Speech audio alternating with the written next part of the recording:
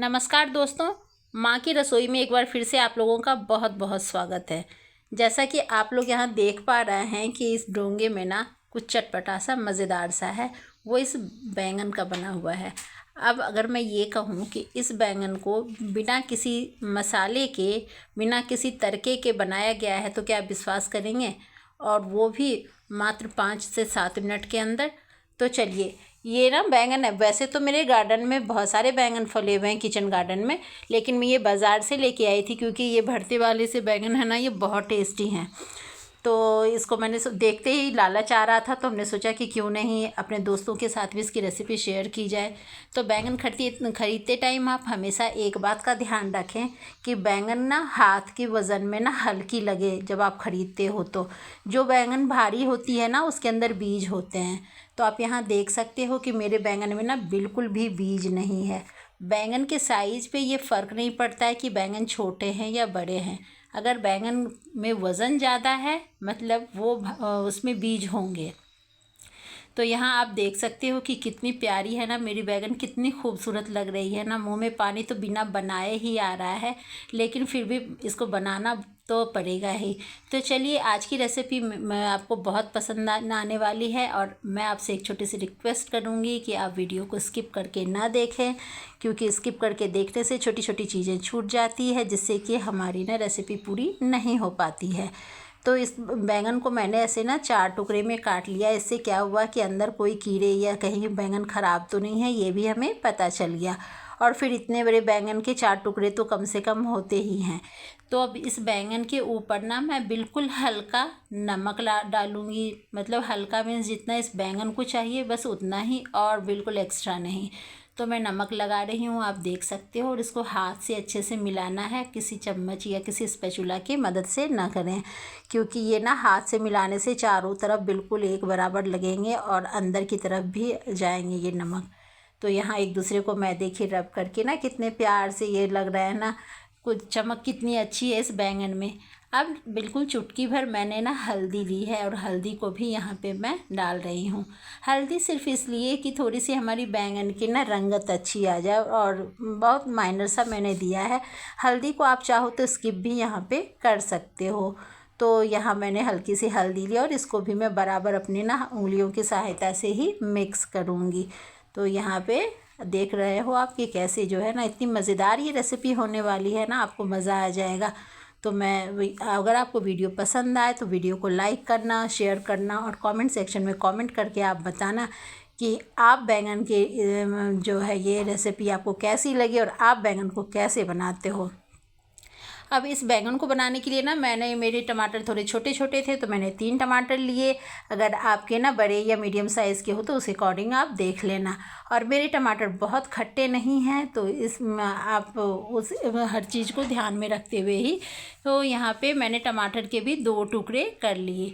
अब एक कढ़ाई मैंने चढ़ाई, और उसमें बस 1 चम्मच सरसों का तेल डाला।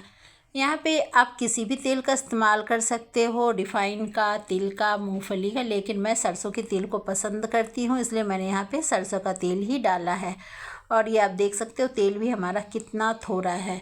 अब यहाँ तेल के गर्म होते ही मैंने ना इतने मोटे से बड़े से बैंगन को ना कढ़ाई में डाल दिया।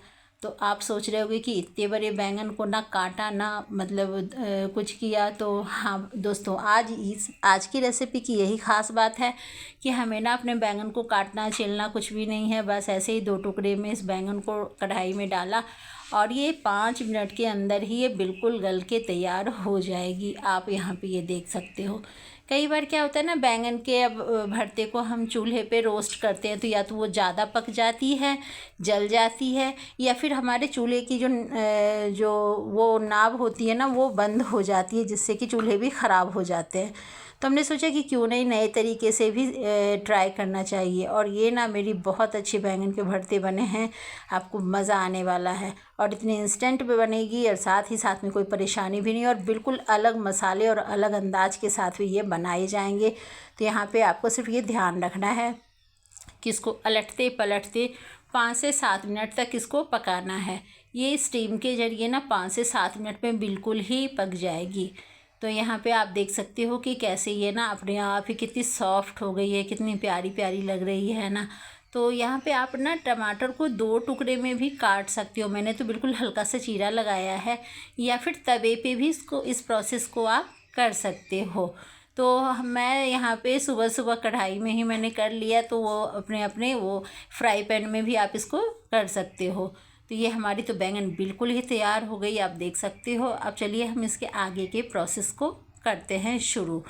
तो यहाँ पे मैंने कवर को हटाया और अपने बैंगन को देख रही हूँ, टमाटर भी बिल्कुल ही पक गए। स्पैचुला से लगते ही बैंगन कह रहे हैं कि बस करो, अब तो मैं हो गया तैयार, अब बस खाने वाले स्वाद इसमें भर दो। तो यहाँ पे अब मैं ना इसके छिलके इसी कढ़ाई के अंदर चिमटे की मदद से हटाऊँगी।